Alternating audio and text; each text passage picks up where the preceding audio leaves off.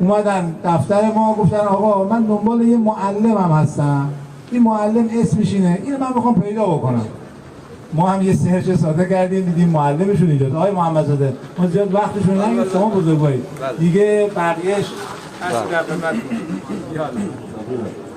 بسم الله الرحمن الرحیم.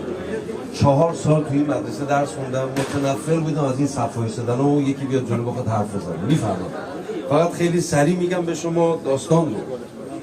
بچه‌ها من 4 سال توی این مدرسه فیزیک خوندم، شیمی خوندم، زیست خوندم، عربی خوندم، وقتم گرفته شد. اما بزرگترین درس زندگیم اینها نبود. بزرگترین درس زندگیم جمله‌ای بود که روی اون دیوار اونجا الان متاسفانه امروز اومدم دیدم نیست. یه جمله‌ای همه تو رفتید سر کار.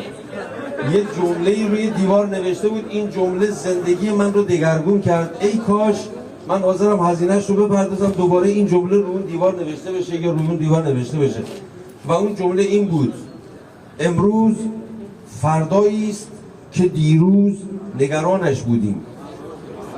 ای کاش این جمله پاک نمیشد.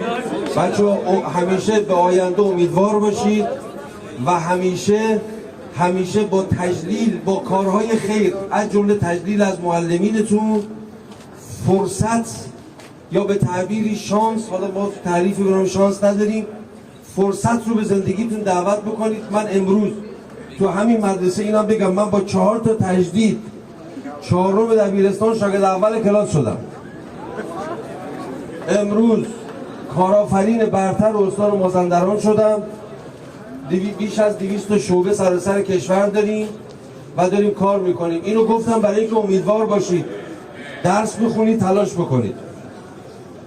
اما اصل ماجرا که آقای دکتر تعریف کردن، من تو خیلی خلاصه خدمتتون عرض بکنم. یک فرد با شرف، یک فرد بزرگ اینجا در خدمت شماست، در حضور شماست، در اینجا نشسته، ما در خدمتشون هستیم. من یه خاطری ازشون میخوام نقل بکنم و بعد ببینید که با چه انسان شریفی شما مواجه هستید. من و یکی از دوستانم دوست داشتیم درس بخونیم، منتها شرایطشو نداشتیم، شرایط مالیشو نداشتیم. ایشون پدر نداشت، ما که پدر داشتیم بنده خدا کارگر بود و 7-8 تا بچه. این معلم شریف ما رو برد به منزل خودش و قرار شد که با حداقل هزینه به ما آموزش بده. آموزش ها رو که گرفتیم موقع پرداخت هزینه پول نداشتیم بهشون بدیم، به اصطلاح خودمون زرنگی کردیم و جیم زدیم و ایشون همون موقع هم دبیر ما بود، میتونست تو مدرسه حال ما رو بگیره. اما فهمید ما پول نداریم، هیچ وقت به روی ما نیاورد و با عشق به ما آموزش داد. آقای دبیر مجتهدی، من همون محمدزاده هستم، توی دفتر براتون توضیح دادم. الهی فداتون بشم، فدای اشکاتون بشم. به افتخار این دبیر با شرف، این دبیر با غیرت، با معرفت، یک کف مرتب بزنید. و به افتخار این دبیر با غیرت و با شرف که من مدیون ایشون هستم.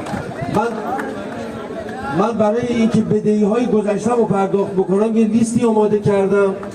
توی این لیست خوردم به دبیر مجتهدی، پیداشون نمی‌کردم که خدمت آقای دکتر رسیدم که این کمک رو به من بکنن. ما دبیر رو پیدا کردیم. امروز اومدم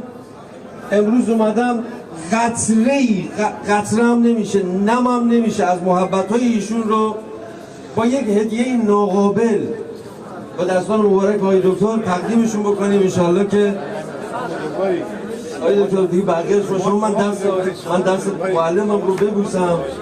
سلامت باشید. مجدد یک کف برای